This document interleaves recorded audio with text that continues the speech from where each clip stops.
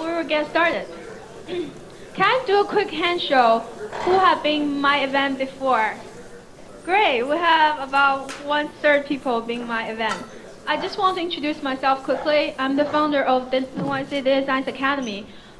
We specialize in training people who have advanced degree like master, PhD, and place them into data science jobs. We also do a lot of corporate training, like McKinsey, NIG, AIG, Bloomberg. A lot of big companies are our clients. So I started this meetup about 2.5 years ago, almost more than that. Initially, I started because I do a lot of volunteer job. I cook food, bring food to homeless, and I realized I need to teach people more.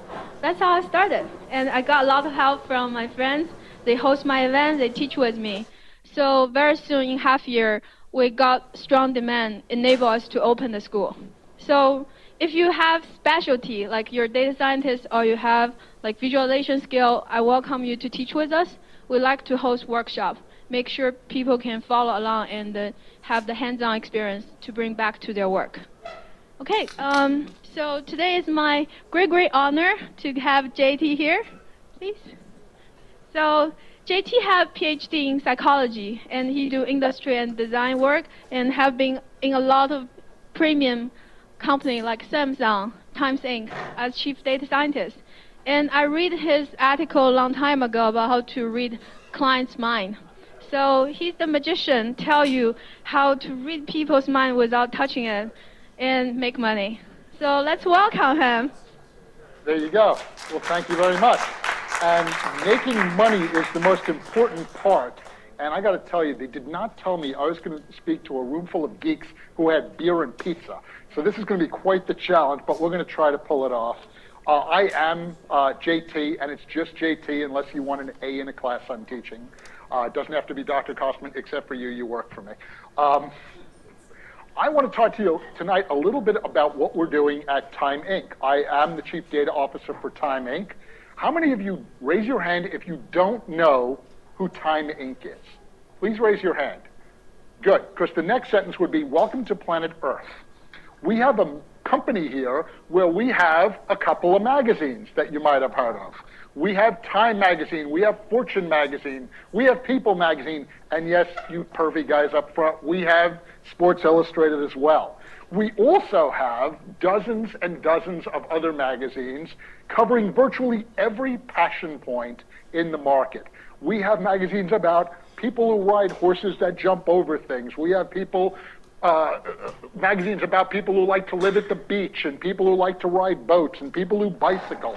If there's a passion out there, rugby, Volkswagens, campers, an inordinate number of magazines about people who like to shoot things, which disturbs me greatly. We have magazines about all of it. But we are not just a magazine company. We also host events. And in fact, we now host 575 events annually, including the largest event in the world, which is the Essence Festival in New Orleans every 4th of July weekend that accommodates between 500,000 and 600,000 people every 4th of July weekend. Largest event on the planet. It's one of ours. The Aspen Food and Wine Festival is ours. All these different events are ours. We also produce now over 1,000 videos a year, I think, and that's climbing dramatically. We have gone from being this old, staid magazine company over the last 2 years into becoming a true content company. We have content in every forum you can imagine. Our mission is really to speak to all of you, to speak to audiences, to provide you with hopefully compelling content. That's what we tell everybody else. Tonight I'm going to tell you the truth of who we really are as a company. Really, behind the scenes, our value proposition has always remained the same. We are not really about the magazines or about the websites or about the mobile apps or about the videos or the events. We are really in the attention business. Our job is to find, get, and hold people's attention. Why? Why do you think? Well, on the one hand, we want you to buy our products. We want you to buy our magazines. We want you to attend our events. We want you to watch our videos. But what's our ulterior motive, do you think? Come on, at least somebody's figured it out. What do you think? course, revenue. And how do we get our revenue? How do you think? How do we make money? Do we really make money off the magazines? Do we really make money off the people who come to our websites? Advertising. Advertising is what makes the world go round. Advertising is what makes the whole internet possible. Everybody who complains about advertising, I always ask those people if they would be interested in paying $50 every time they do a Google search, right? Advertising actually, it turns out, is not the evil we think it is. I'm going to talk to you a little bit tonight about why you all, believe it or not, love advertising. People love advertising. And they love what we do to be able to get them advertising. I'll prove it to you. And so my group and I have a couple of missions. Our missions include, we serve 4 different parts of the organization. One, we serve our editorial group. And we tell them what content people like and what resonates and what viscerally connects people to our premium content that we create. Another group we serve the consumer group, the people who sell the magazines. The other group we serve is my own group, making data and data products. But the primary group we serve are the people who sell advertising. What we do is we're in the business, as I say, of getting people's attention. And it turns out at Time Inc., we're really good at it. We're really good at getting people to pay attention. And so my group, my mission is exactly this. It's how do we get the right content? Just creating content is one thing. Getting the right content to the right person at the right time in the right context, there's the challenge. And that's what we're going to talk about tonight, is how we do some of that. And what really drives our thinking and drives how we decide what content to bring to people is a quote that hangs in our office.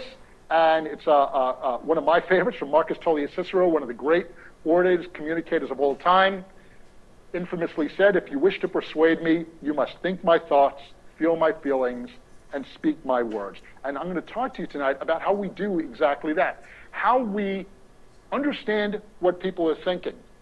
When I was being introduced, it was sort of flippantly said, an allusion to us reading minds. I'm going to prove to you tonight that that's actually what we do. We read minds at scale, and we do it bizarrely well. We do that so that we can understand what people are thinking, what they're feeling. We even look at what words connect them to messages and what will persuade them and move them in different directions. We do all that in the interest of trying to persuade people more effectively. How do we do that? Excuse me. Well, I guess it's time to introduce myself, too. I should have thought about that earlier on. I am, as mentioned, a psychologist, but I'm also a data scientist and a mathematician. My first PhD is in psychology. My second's in mathematics. And I've been around computers for a very, very, very, very, very long time. This is the machine, no kidding, that I learned to program on. I learned on an IBM 1620 with Hollerith punch cards. I went and I looked up the literature on it the other day, and it made the point that it could process at any one time up to 60,000 digits. I think you can put that in one cell in Excel now. And this was the only 007 thing about this machine. It had, you're not misreading that, 0.007 megabyte of memory and capacity. That's what I learned to program on. I learned when Fortran and COBOL were the hot new languages. Things have changed slightly over that time, so hopefully I'll give you the advantage of some perspective. Since those times, since I started to learn to program, since I started working in this arena, I've had the great privilege of working with some fairly interesting companies, including these. I know we mentioned I was the chief data scientist for Samsung. I ran analytics for AIG for a little while. I stood up the capabilities of Digitas. I was the research director for the Gallup organization. But the part people want to talk about when I'm at a bar, and I had more than one beer, is the job I had in government. In government, I was the guy who was doing the work at CIA, at DI, which you've never heard of some of these organizations. You know CIA, you know DHS, you know FBI. How many of you know DIA? See, isn't that weird? It's like 3 times the size of CIA, and nobody even knows about them. It's the Defense Intelligence Agency. I actually ended up working for the Director of National Intelligence, and before I left government, I worked for the President of the United States as Special Liaison to the White House for intelligence affairs and cyber-related issues. And the work I did there is actually work that's come with me and the work that I still do now. The work I started doing for them and the work I was called in to do was in response to this. Just post the 9/11 attacks, I got a call at home one day from the Director of National Intelligence, and he said, well, at the time, I should say, I'd already had my degrees. My earlier life was spent even more unusually. Prior to entering academia, I led a Scout Sniper Recon team for the U.S. Army Special Forces. I was a Special Forces soldier for most of my professional life until I, got blown up too many times and too many broken bones and bullet holes and went and got some degrees and figured here's a safer, smarter way to earn a living. And so just post 9/11, I got a call to come back into government. And the challenge they had for me was we had all this information and all this data available to us. The problem wasn't the data. It was getting access to it, and it was getting all these guys to play nice with one another. And how do you do that? And if you think it's challenging in your organizations to get people to act on and to use, and heaven forbid, share data, try doing it here. I had to go into a culture where, people think they don't have a sense of humor in the intelligence community, but this is the sign I drove past on my way to work every day. So clearly they have a sense of humor at least. But, and by the way, this is true. You're not allowed to take pictures in the building at Langley. Could not resist. This is on every conference table inside of CIA. And does anyone guess why? It took me a couple of days to figure it out. Why do you think? Turned out there was a regulation in the 50s when they put up the building that you had to have an ashtray on every conference table. Then what happened, right? No smoking in the building. So yeah, exactly. But they have to be on every table everywhere in CIA. And so we were very successful in the work we did. We built a couple of capabilities. We built an ability for people to be able to share data, share information, and we got recognized by this auspicious magazine, Time Magazine, recognized the work my group and I did for one of the inventions of the year in 2008. They said one of the best inventions of 2008, except they called what we built Facebook for Spies, which hurt a little bit. And they talked about some of our work. And what really hurt me more than the title was, you notice where we rank. We solved the U.S. intelligence community's problem of coordinated information and being able to share and integrate, and the first true big data challenge that the world has ever contended with, truly big data, and we ranked number 32, which really hurt my feelings until I found out that the Tesla Roadster only made number 2, and I figured, all right, you can't compete with the Tesla Roadster. So how do you do these things? How do you sort through these haystacks of data, these haystacks of information to sort of make sense of it? That was the challenge we had. That was, as I say, some of the challenges we brought forward. We were doing that internally. Eventually, they had us turn our lens externally, and we started looking for terrorists, and we looked for bad guys around the world, and that was work that I led and did for a couple of years. Most of the work I did, about 95% of it, we can't talk about, or black helicopters come and they go to my house and shoot my dog, and terrible things happen.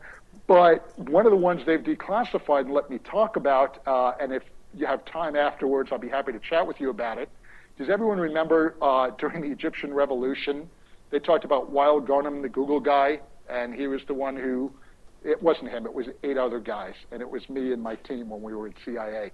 And we talked about some of how we did work in social media, social network analysis, connecting the dots and integrating and bringing people together, and some of that work.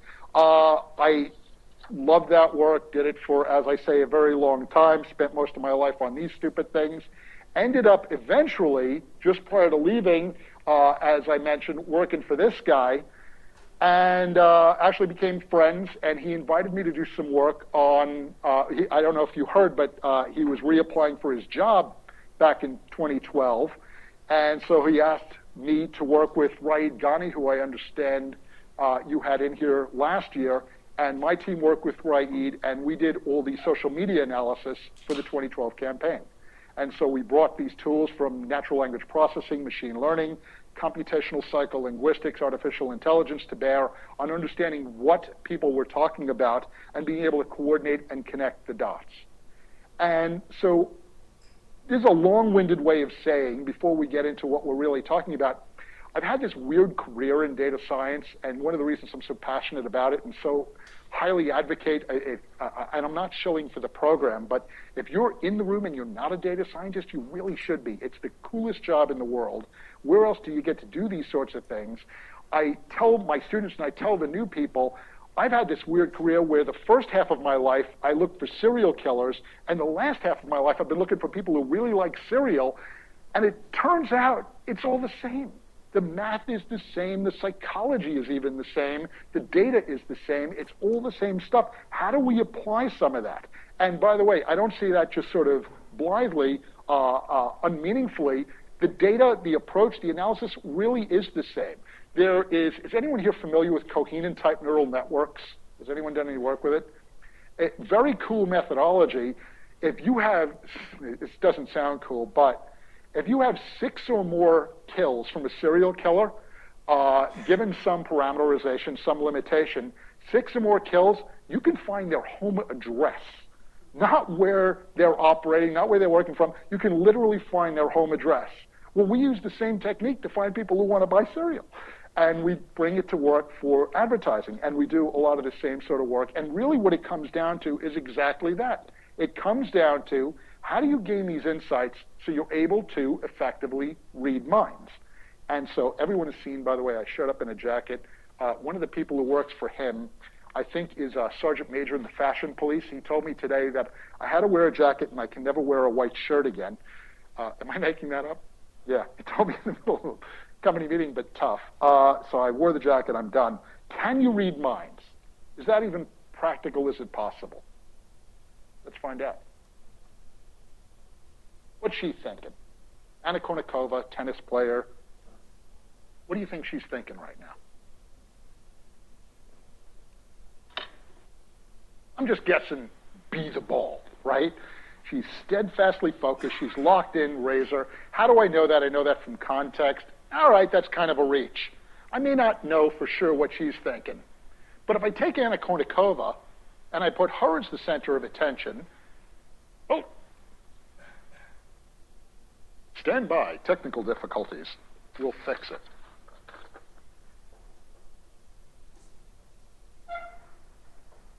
Ah! They're showing me off a PDF, aren't they? They're killing me. Sorry, guys. Yep, I'm on a PDF. Damn. All right.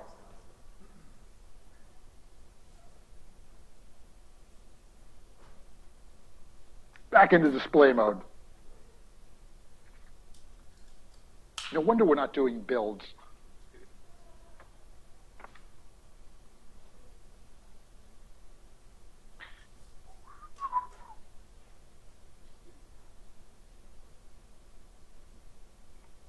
All right.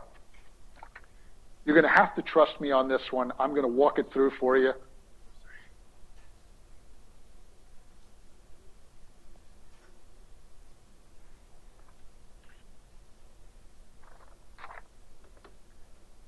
My cool build and reveal, these slide out, that slides out, and we have a bunch of people who are leering, staring, and looking sort of judgmentally at Anna Kournikova. Do we know what they're thinking? Do we know what the woman who's sitting over here, folding her arms and looking like this is thinking? Do we know what the guy who's sitting over here with his tongue hanging out, do we kind of know what he's thinking, right? Do we know what the young girl who's taking pictures and taking notes at the same time to see what she's wearing, do we kind of know what she's thinking? It turns out, as a consequence of context, we start to be able to make some inference. We start to know some things about people. We also start to gather more and more data, and the more we get, the more information we get, the more we start to know about them. It's all about, think of it almost as a supervised machine learning problem. right? Which, by the way, sorry, show of hands, how many geeks, how many data scientists do we have in the room? People who know what I'm talking about, can tell us support vector machine from a sausage.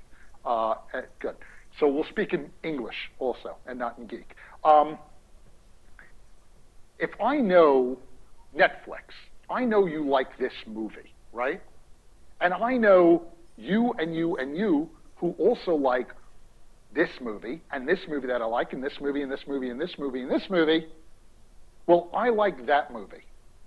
The odds start to increase that you'll like this movie too, right? It turns out most prediction problems in machine learning and these sorts of problems come out to be an extension of that. It comes out to be people who like this also like that. We can talk about collaborative filtering. We can talk about supervised, unsupervised machine learning. At the end of the day, a lot of it comes down to people who like this also like that. And people who respond or talk or think in a certain way act in certain ways, right? And we can expect that outcome. Really what it came to for me, and my clicker doesn't work anymore either, but that's okay. They're killing me technologically here today. Nope. Really? There you go. The good news? I brought a beer.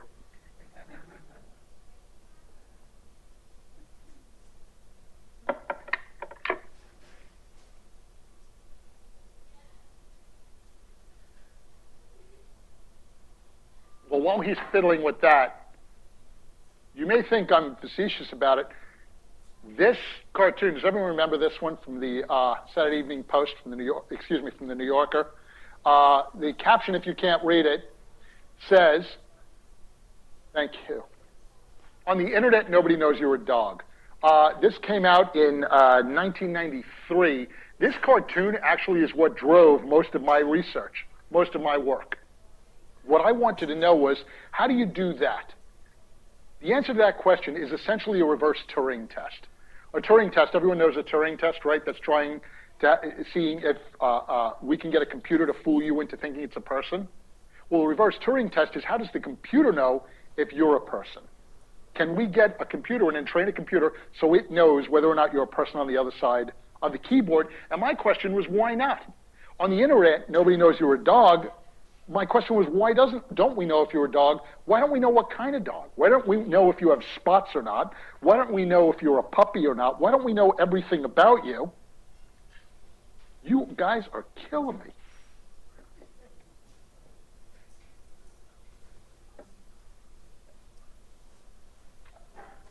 Sorry, guys.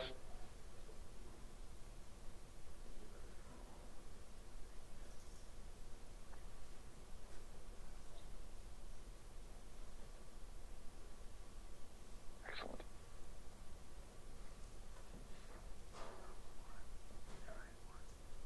And so what we're looking at is co-occurring behaviors. We're looking at behaviors that tend to occur in a pattern, in a theme, within a sequence, within an event. How does this tie back to the work that I did with the government? How many of you know of this book? How many of you have actually read this book? Raise your hand. This is The Collector by John Fowles. Okay, that was really weird to me. I have spoken at over 300 conferences, and I've asked all over the world if anyone's read this book. No one's read this book.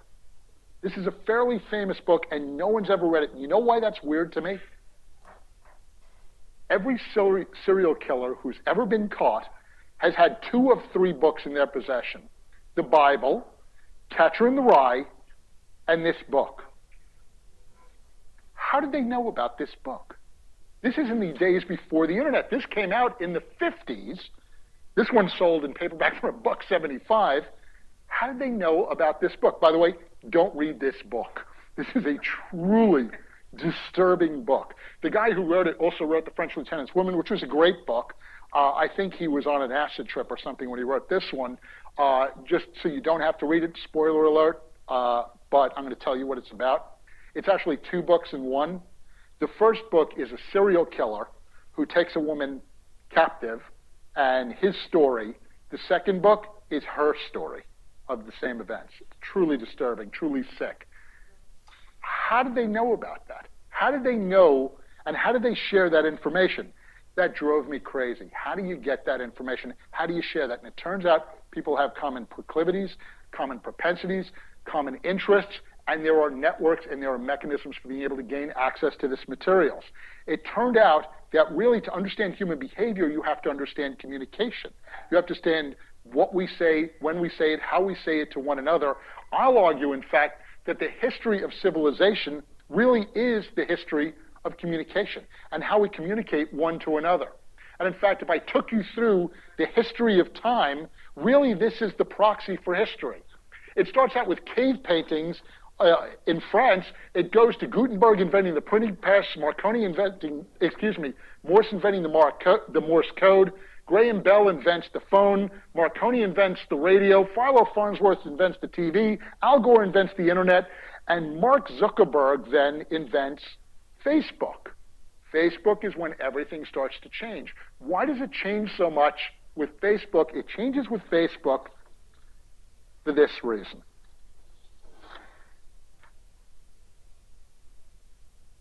Raise your hands, hang on, if you know what this is, and if you are under 30. If you're under 30, raise your hands if you know what this is. Nobody. If you're over 30, and I check driver's licenses, if you're over 30 and you know what this is, raise your hand. The over 30s know. There you go. It's this. Over 30s, share with the room. We're in Spotify. What is this? It is what? It's a 45 insert, right? You put these in your 45. We used to have these round vinyl-esque things that we called them records, and music would come out of them, and we would play them on a turntable-like device. That's how we listened to music when I was a kid, right? And by the way, I found one of these. I was in a record shop in Seattle, Washington, and I went in, I saw these on the counter, I picked one up, forgot I had it in my pocket. I came home one night, and I'm sitting there with my wife, and at the time, my son was only 18 years old, and I pulled it out. I said to my wife, "Oh, look at that. Do you remember these?" And she goes, "Oh, my goodness, I haven't seen those in years." My son, surly 18-year-old boy, "What's that?" And my wife said, "Oh, we used to put those in our 45s. He says, "You had guns?" I'm like, well, yeah, your mom's from Nevada. She did have guns, but no, records, and we used them to listen to music. But it turned out music isn't listened to that way anymore, is it, right? Here we are on Spotify. What happened after records? Does anyone know? Records finally went away. We evolved, we moved, we changed. What was the next thing? Actually, way before CDs. What was before that? Cassette tapes. Well, even before cassette tapes, we had these things called 8-tracks. That's right. 8-track tapes, if you ever have the pleasure of the fidelity and the usability of an 8-track tape, ooh, horrible. From there, we went to cassettes. With cassettes, we even changed the modality of how we listened to them. We came up with this thing called the Walkman. Oh, it was crazy. I remember the first time I listened to a Walkman. It's the devil's own music, right? The sound, it was unbelievable. We went from that, and then we went to CDs, right? CDs, I remember the day they came out. Crazy Eddie's was the big record store in New York, and they had this big exhibit outside, and they were throwing a bunch of CDs on the floor and putting lighter fluid on them. You can light them on fire, and they still play. I don't know why you'd want to do that, and I don't recommend it, but it turned out it was true, right? CDs start to change music a lot, doesn't it? It starts to digitize music. What is music now? Music now is what? MP3s, it's wave file, it is digital. Music has become digital. Music has become information, and so has all content. The reason I'm not a magazine company anymore is because I'm a digital company now. We have zeros and ones. It's all zeros and ones. And the coolest thing about digital and about things becoming data, which is essentially what digital is once something is digital, it leaves traces, it leaves footprints, it leaves a path, it leaves tracks. That's big data. It's the exhaust of those things and the ability to examine it, to do something with it, that really changes our insights and what we can gain from it. And so that's the work that I do, that I've done for most of my career. I take that data and I try to use it to gain understanding into who people are. And when you're talking about getting understanding into who people are, the way you're talking about it for the government or you're talking about it for advertising, What you're really talking about, much maligned word, is profiling. Now, profiling gets a little bit of a bad rap, and the reason it gets a bad rap is there are 3 different approaches to profiling. Bless you. The first approach is the most common and unfortunately the worst, and that's the one that most city police departments use. Most city police departments use some sort of profiling, whether they admit it or not, and their profiling is essentially racial. It's racially motivated, it's biased, it's stereotyping at its very worst. The New York Police Department has a great profiling method. If you're black or Hispanic, you must be a bad person. It's the height of stupidity, right? No real discrimination, no real meaning. But that's actually the same process that most marketers use.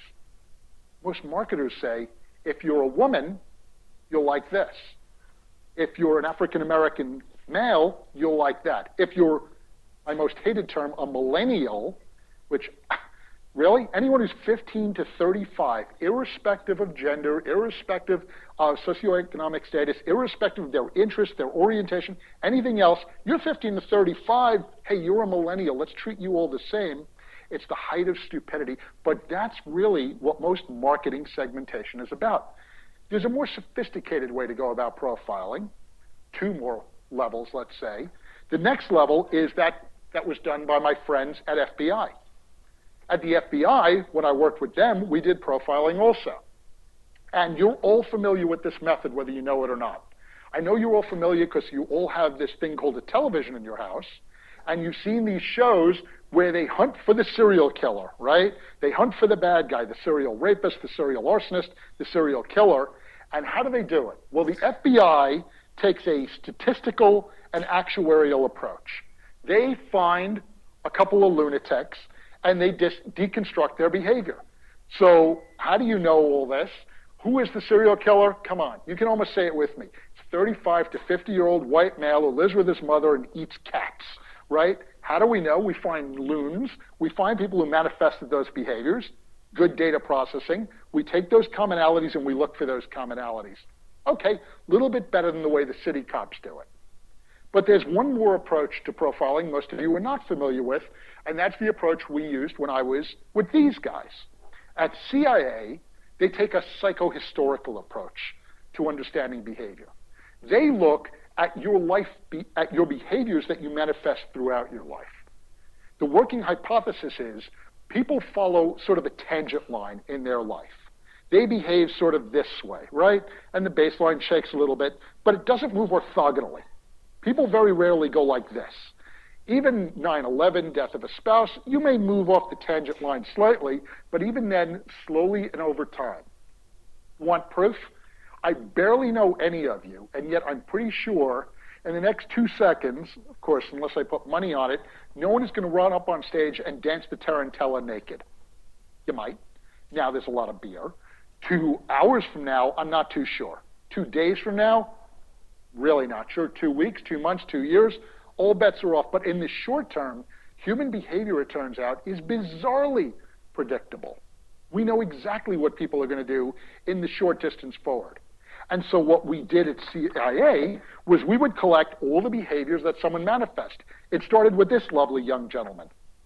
We gathered his entire life history, and this is fortunately before I joined. I'm not quite that old. And we looked at all the behaviors that he manifests throughout his life, and we saw, could we draw the tangent line just a little bit forward? By the way, that was the first report that was done by CIA on psychological profiling. It's now been declassified. You can get it online for free. It was The Mind of Adolf Hitler. It was led by Walter Langer and his team of psychologists. And what they did was, in looking at his behaviors, they needed the most prolific behaviors, behaviors that occurred constantly and consistently through his life. Even more so today, we look less at a psychodynamic approach and more at the psychohistorical approach. And so we look at the behaviors people manifest. The most prolific, the most common, the most available behaviors are verbal behaviors. And so nowadays, for every world leader, every major political figure, we look at everything that they have said in public, and thank you to my friends in the NSA, everything they said in private, and we draw this sort of line forward of what we think is going to happen next. And as I say, the predictive capability is astonishing. And so this was sort of the thinking I took when we did the work for the Obama campaign. We said, what if for the average person, what if somehow we had access to everything they said, everything they read, everything they liked, everything they didn't like, everything they shared, everything that was shared with them? Wouldn't you know an extraordinary amount about them? If only such a place existed. What am I describing? Social media, right? That's social media. Better still, imagine if there was a walled garden somewhere. I don't know, a publisher who spoke about hundreds and hundreds of passions in all these different forums, and people came and read and shared and looked at all this information and all the implicit information about themselves that they shared where they came. Ah, that's what I do for a living, right? So how does it work practically? Let me tell you a made-up data story. I live out in very, very, very rural New Jersey. So rural, literally, there are bears in my driveway every week knocking over the trash cans. We're in the middle of nowhere. And so this is a completely made-up story, because I'm going to tell you this last weekend I had a coffee with a couple of friends at the local Starbucks. Middle of nowhere, middle of New Jersey, and these guys show up to meet with me. And the first guy who shows up is, this is, again, as rural as it gets, but he's wearing Bruno Magli shoes, pressed pants, a cashmere sweater that cost more than my first car, perfectly coiffed hair.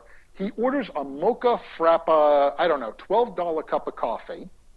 We sit down, and he wants to talk about his kids who were in boarding school and his last ski trip to Stad. You got an idea of who this guy is? Okay.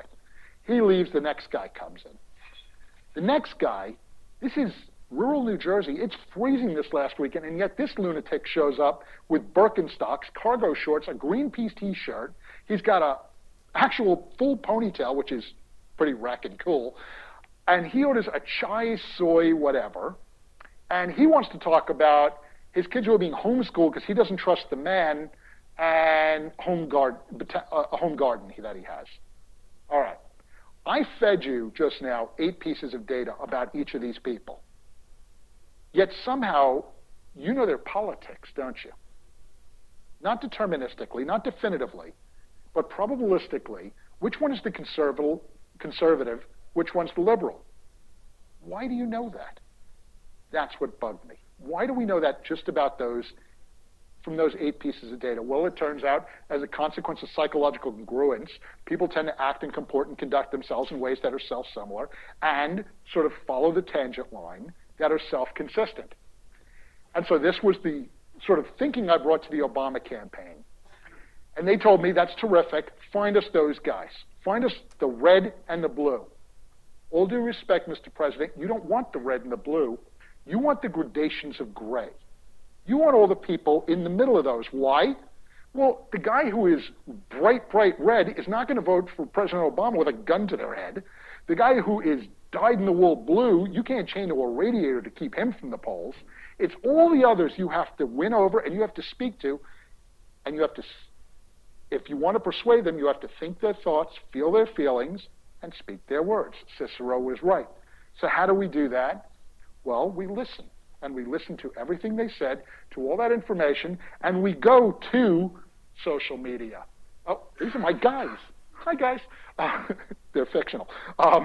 We go to social media. We go to that walled garden of places like Time to gather that information, and then we inspect what they say.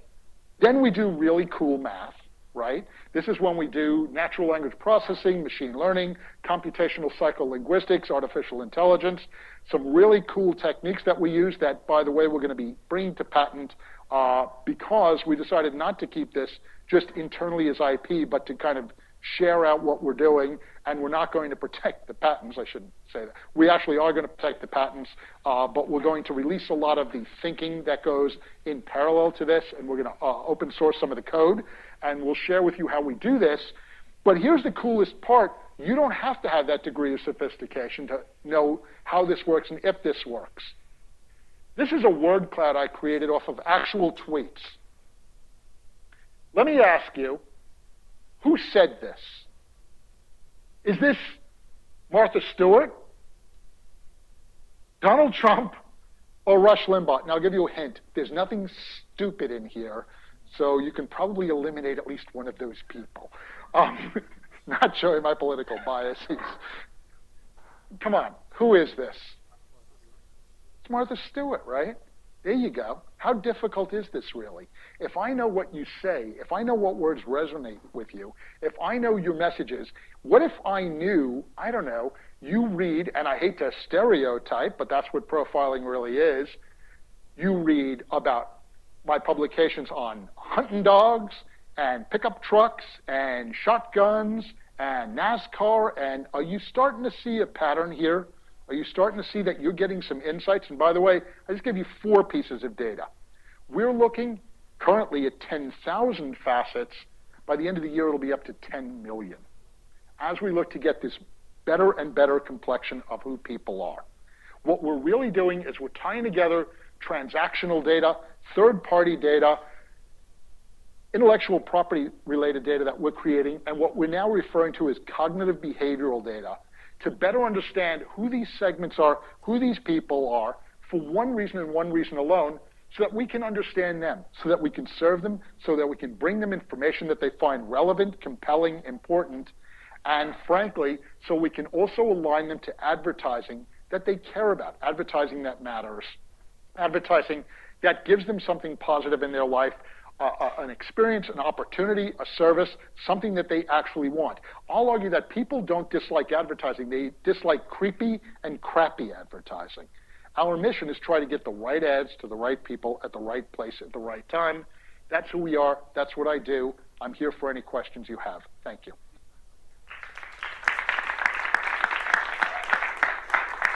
And I will answer any questions that don't get me ending up in an orange jumpsuit. I look terrible in orange. Let's try to keep it to a minimum about my work in national intelligence and security. And we have a microphone we can pass along, I guess. There we go. Yes, sir. What do you think of ad block? What do I think of ad blocking? I think ad blocking sucks. But I think, I haven't seen look, ad in 3 years. Yeah. As a publisher, of course, I hate ad blocking, but I understand it. I think ad blocking is a rational response to poor advertising. And I think the responsibility for that and the fault of that lies with the advertisers and the publishers. I think we were giving people intrusive, unwanted, horrible ads that they didn't want. I think we now have to win those audiences back over and those folks back over.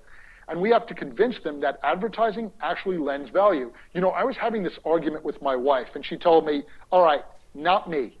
You can rant all that psychobabble you want. I hate ads. I'll always hate ads, never liked ads, never want to read an ad. Here's the irony. When she was telling me this, she was sitting on the couch reading a catalog. It's just ads, right? It's a magazine without magazine. It's just advertising. People actually like relevant, meaningful, good advertising. My assistant is taking a trip to Turks and Caicos in a couple of weeks. I'll guarantee you, if an ad showed up in her inbox for a discounted trip to Turks and Caicos, it's no longer an ad, it's an opportunity. We have to realign with the advertisers, with ourselves, and the problem was we were just throwing things at everybody, and it was, think about going down the highway, and if you had all these signs blocking out all the beautiful things you want to be able to look at on your drive. That is offensive advertising. It's intrusive advertising. What we need is to right-size it and give people the right ads. How are we going to get to that? I'm frankly not completely sure. We're working on that very hard right now, and we're working on winning people back over. One of the ways we're doing it is Time has decided if we're in the content business and we make stories that are so compelling that millions and millions of people are reading them, why can't we work with the advertisers to make that advertising just as compelling?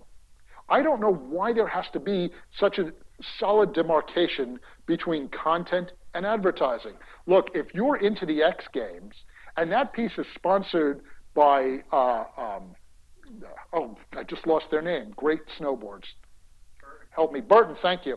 sponsored by Burton, and they said, you know what, we want to do this piece to talk about this and the aerodynamic of this board and how, this configuration. If you're an ex-gamer and you're into snowboarding, that's compelling content to you. I don't know why we made those lines so stark. One of the things we did at Time Inc. was we erected a new capability. We refer to it as the Foundry, is this group to be able to do just that, to work with advertisers to say, you've got a cool story to tell, let us help you tell it. And now it's no longer an ad, it is content. Hope that answered your question. What else can I answer for you? Yes, ma'am.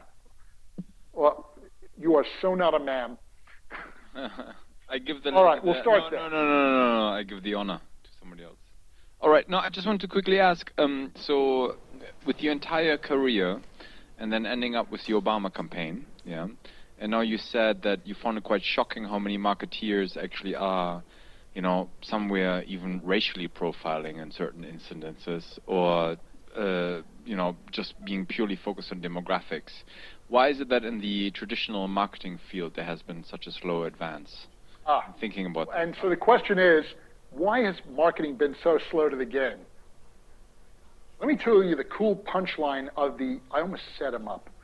Let me tell you the cool punchline of the Starbucks story. Remember my two friends, right? You remember the one who came dressed in those beautiful slacks and the cashmere sweater, and the other one in the cargo shorts and the Birkenstocks? Here's something really cool. Think of those two guys, Timex or Rolex. Which one? You know, don't you? Range Rover or Prius? You know. The same trip to Costa Rica. Do we talk about ecotourism or the golf package? You know, don't you? The marketing implications are profound. Why most marketers haven't gotten it yet? Why most people haven't gotten it yet? I call that job security. Thank goodness they haven't gotten it yet, but that's exactly why I want to know those things. Because the more I know about someone, the more I know what opportunities, what things to be able to market to them, to bring them that relevant advertising, to bring them something meaningful. I think the reason they haven't come to it yet is, I just asked a couple of colleagues out in the front office this. Here's a cool trivia question for you. Those of you who are big data friendly, when was the first commercial distribution of Hadoop? Hadoop is, just for everyone else, it's sort of the backbone of big data. There's the MapReduce paradigm, and MapReduce you may have heard of. Hadoop is sort of the instrumentation and makes it all possible. When was Hadoop commercially distributed for the first time? 2011. 2011. It happened yesterday. The reason they haven't caught up is the abilities haven't caught up yet. We haven't been able yet to create those capabilities. My group, I mentioned, I'm a data scientist, mathematician, psychologist. Data science, by the way, is really, for all the hype and all the nonsense, it is finding meaning in unbelievable amounts of information. Mathematics is really just the science of patterns. All psychologists, whether they are experimentalists working with rats in a maze, or they are clinical psychologists working with people on a couch, they describe, understand, predict, and influence behaviors. My group works at the intersection of those. That's, I think, the perspective you need to be able to do that. There are very few groups doing that yet. You had a correction for me. Right, because at that time, in 2011, yes. I was only 5 years old. Yes. Only 5 years old. Yes. And if you will remember, like, for example, how long we were talking about this HDTV to be put into masses, or LCD. There were like 10 or 15 years of talk about that, but once it happened like that. It happened in you make my for 2 years. Everyone you make my point. Same thing about Hadoop. You make my point entirely. I agree with you violently. And so what I say was, for the first 5 years, it was me and a couple of guys in government and a couple of other people who were messing around with this stuff. In 2011, everybody said, wow. I had colleagues who learned Hadoop in 2011, I'm not kidding, wrote books about it in 2012. All of a sudden it became the industry standard, everyone had to talk about it. But that happened 5 years ago. For the first 5 years, dormant, nothing. 5 years ago, we saw this explosion. Since then, everything we know in big data has really evolved over the last 5 years. I kind of disagree with that respectfully. There were a lot of things happening in these first 5 years. The Hadoop was building up, and it was built to the point that it could have been sold. And after that, it just exploded. But, I will agree with you, but if you look, technology starting from the day one to be able to be sold. And what I'm talking about is, and as I said, the commercial distribution. And if you look at the sigmoidal curve of people who are using Hadoop, the agencies, the organizations that are capitalizing and utilizing Hadoop, we saw this crawl for the first 5 years. We saw this explosion, and now we're starting to see it round out again. It's the nature of all technology, right? We have this long curve until it's fully implemented. It turns out that we compress this greatly in big data, but my point is, even if I were to concede 10 years, I'm really old. I learned to program on an IBM 1620 with Hollowworth punch cards, and I didn't learn to program when we were driving Fred Flintstone cars. I'm really not that old. What I'm saying is the last 5 years, the last even 10 years, I'll grant. Most of you have been at work for, how many of you have been in the professional world for under 10 years? Not many of you, right? For most of us, we have seen such a shift in such a short period of time. I've been there, fortunately, since the beginning of it. I have the advantage of perspective, the advantage of age. And I'll tell you, when you extend it out, by the way, an exercise I used to do with my students, what was his name? I forget. Stephen Jay Gould, the anthropologist, once said, if you took all of human history and you strung it out over a cosmic mile, man would have appeared in the last inch of the cosmic mile. So one of the exercises I did with my kids when I teach over at the university, I told them, let's take that inch and let's pull it out over a mile. And if that's the case, big data happened that long ago. Men landed on the moon 3/4 of an inch ago, right? So it turns out when we're talking about this relative, not even to human history, but to our lives, this is such a new phenomenon, we haven't figured it out yet. I had another question. Where was it? Yes, ma'am. Yeah, so the slide actually compelled me to ask a question. So my question is around print. So what do you see the direction that print is taking? Print magazines. Yeah. You know, there's this myth that print is dead. And the question was, what do I see as what's going on in print, basically? Fair. The stories of print's death are greatly exaggerated. People still like print magazines. And I got to tell you, just personally, and I know I'm old, but I have 9 subscriptions to non-Time Inc. brands. I have lots of Time Inc. brands, and I've been a subscriber to Time magazine for 35 years, but I get, how many of you don't? I get Scientific American, I get Wired, I get MIT Technology Review. I love my magazine, and there is something about the feeling of, raise your hand and tell the truth, you've never printed an email or a long-form article. Bull. Have you ever read a 5,000-word article on this size screen? Nobody does. We have that guy. We always have that guy, right? Everybody else, we tend to, and we have phones, we have phablets, we have tablets, we have PCs, we have screens. There'll always be a place in that ecosystem for print, I think. But that said, print has to grow up, and print has to evolve. What we've done with print now, and what we're experimenting with and starting to do, is starting to cross that carbon-silicon divide. I don't know why print has to just be print. I don't know why it can't be a connection mechanism into the cyber world. And so Time Inc. is starting to experiment with that. Everything from 3D and 3D printing to virtual reality to everything else you can imagine that can be done with print, to even interactive print that works between your smartphone and the print to give you a more dynamic experience. Do we have time for one more or no? We do. We have 2 minutes. One more question. Yes, sir. Just a quick question, like, how do you think will be like the time future compared to other competitors? Like, do you see like an open source? I don't know, like what you're doing, for example, Mastercard, Visa, like competing networks? Yeah, that's a great question. What is the future of Time Inc.? I tell my wife sometimes, you know, I should have been a futurist, darn it. You know why? Because I'm never right. And if I made my projections 30 years forward, who would care? I could get all the money, and then when I'm wrong, I'm dead, so who cares? And so I try not to really make prognostications or predictions about the future, but at Time Inc., I think I can. And I think what we're going to see is we're going to start to see a blurring of the lines.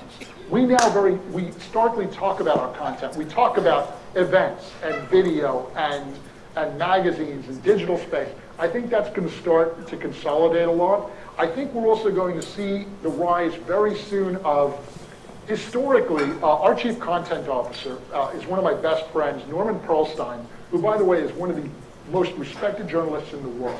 He's typically on the list in the top 5 somewhere, number 3, number 4, number 5. This is a guy who I asked him once, my wife and I were having dinner with him and his, and asked him, of all the people you've interviewed, Norm, and all the people you've talked to, who is the most interesting? And he's a very modest guy, and he names 2 or 3 names, and he says, but I think the most interesting was when I was a Cub reporter, I got to interview Martin Luther King the day before he was assassinated, and that was an incredible conversation. This guy had a front row seat on history. Norm is the one who says, and the reason I bring him up, that journalism historically has been bizarrely arrogant. We have been in this position where we've decided what we're going to tell you, what we're going to talk about, and will be our viewpoint and our perspective. I think we're going to start to use the phrase that Jay Rosen at NYU came up with, which is the people formerly known as the audience.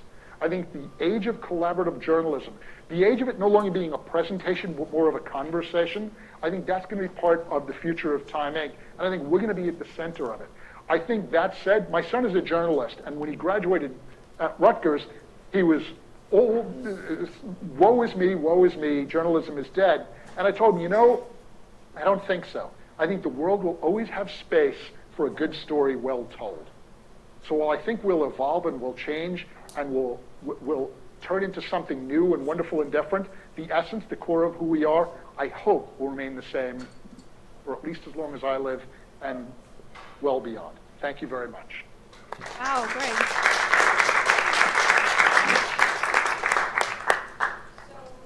Hello. Hello. In my meetup, we have a tradition.